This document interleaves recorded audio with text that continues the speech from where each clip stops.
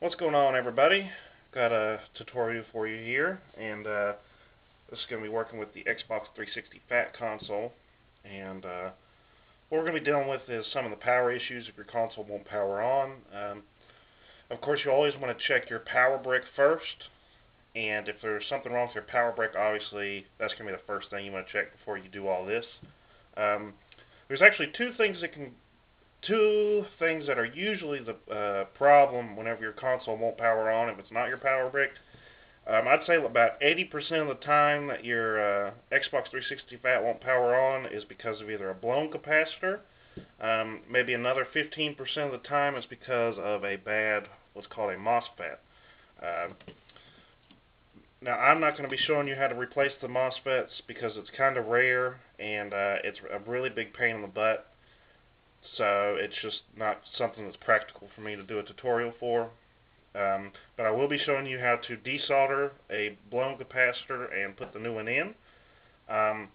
If you don't know what a capacitor is, all these cylinder-shaped things right here, all these and this and all these are capacitors. Even these little ones right here, these are capacitors as well. Now, if the capacitor is good, it's going to be perfectly round. Okay, there's not going to be any bulging at all. It's going to be nice and flat and round all the way around. But the main thing you're going to notice with a blown capacitor is this top will not be nice and flat. It'll be bulging out. May not be real drastic, but if it's not perfectly flat, if it's got a little bulge in it, then it's definitely a blown capacitor. Also, a lot of times it'll actually pop the cap, which means it'll kind of pop open and you'll see this like gooey orange, reddish, kind of almost brown, even liquid gooey crap coming out. And if you see that, then you definitely have a blown capacitor, no doubt. So that's what I'm going to show you. I'm just going to show you how to desolder this and put a new one in. This one's actually not blown, so I'm not going to be replacing it. I'm just going to take this one out and put it back in. But I will tell you this, there is a positive and a negative, and with almost any of the capacitors on here, each capacitor is traced by a little white circle. When you look at it, you'll see there's a white circle that goes around the base that's actually on the circuit board here, the motherboard, and right near that is going to be a little plus symbol, and that little plus symbol indicates which side of the pins is the positive. So for instance, right here, the little plus sign is right here by my fingertip. So that means that the one on this side is the positive, and that's where you're going to stick the positive. Now with your new capacitor, there's going to be two prongs. The long prong, the one that's the longest, is always going to be the positive side, and the short one is always going to be the negative side.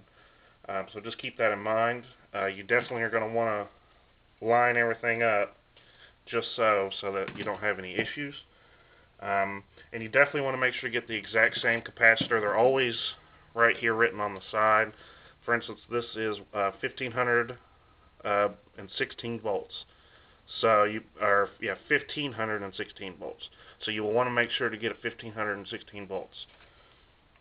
Another thing I'll say is that if you've got one blown capacitor, a lot of times that's just one of them. You've usually got several.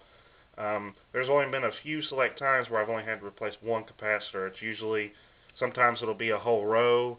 There's one time where I had to replace this entire row of capacitors right here because they were all blown, as well as the ones that are underneath this heatsink. So definitely make sure to check all of them. Definitely make sure to take off the heatsink so you can check all of them and make sure you haven't missed any blown ones. And anyways, this is what we're going to do. We're going to just replace this capacitor. Get something adjusted real quick here on my soldering iron.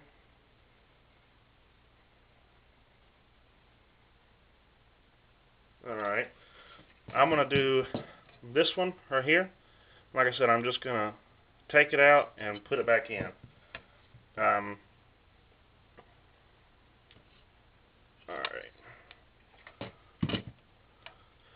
Also, let me do something else. On this side, you'll see it has a circle. if you see there's like an orange line and it has a little circle, that also indicates the negative side of the capacitor. So keep that in mind as well. Just wanted to make sure I crossed all my bases. Now what we're going to do is I've got my soldering iron, and I'm going to get a bunch of solder on it. Just douse it on the end of that thing, because you're going to need, the more the better, really. And what you're going to do is you're just going to put some on each side and start pre-melting it. Start getting it nice and heated up.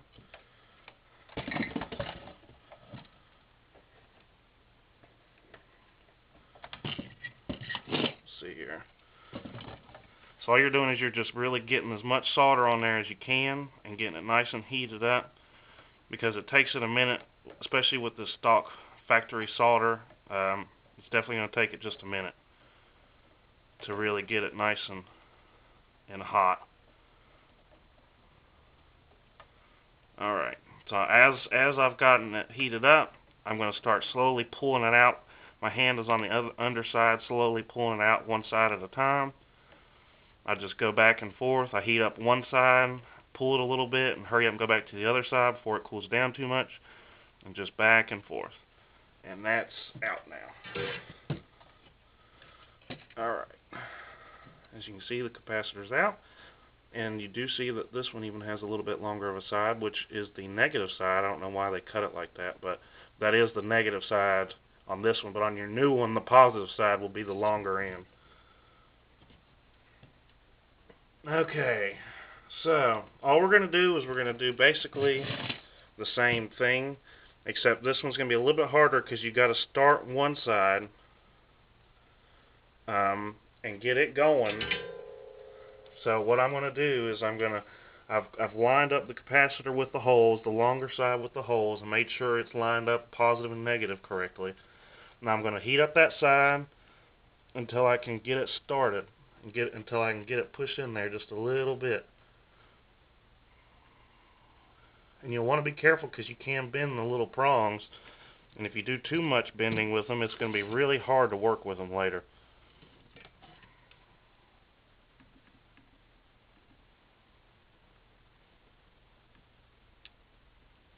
Alright, I've kind of got it started there just a little bit.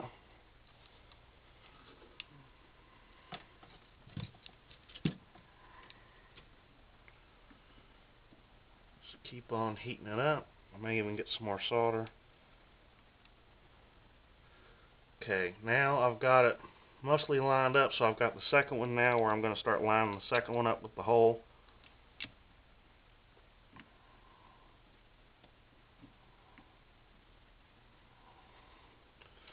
Get some more solder here.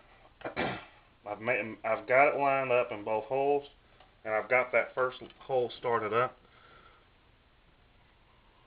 Just gonna throw some more solder on there. Keep pushing one at a time. See, now I've went and bent it now, so I've got to be careful with it now because it's a lot weaker after you've bent it that first time.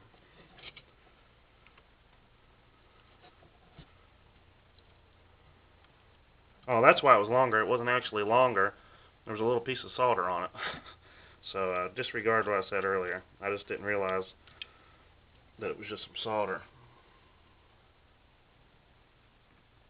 So now I've got it lined up, and I'm just going same way you took it out, heating up one side and pushing that side through a little bit, and heating up the other side and pushing it through, and vice versa, and back and forth.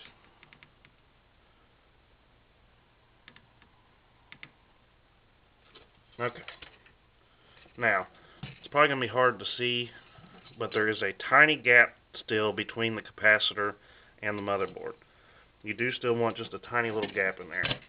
Now, it's in there good. What I'm going to do is I'm going to clean off the old solder. I'm going to get some new solder on there to get my final little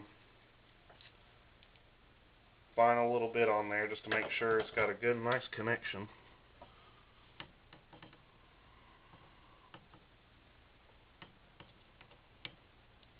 Just like that. Now with yours, you're going to have longer prongs. So after you've got it done, you're going to want to snip the prongs off as close as you can. I'd say leave about maybe a 1/16 of an inch left. You can look at the other ones and see that there's just not much sticking out right here. So if you can get it about that close as these, then that would be great. And then that's all there is to it. You've got it replaced, and it's in there pretty good, and that's all there is to it. Alright guys, so that's it for this tutorial. I hope it helped. I hope you're able to see what I'm doing enough. I know it's kind of real close in there, so it's probably a little bit difficult to see exactly what I was doing, but if you've got any questions, definitely feel free to ask. Definitely feel free to send me a message or put a comment on the video. Don't forget to subscribe. I've got a lot of repair tutorials, modding tutorials, just cool gaming stuff in general.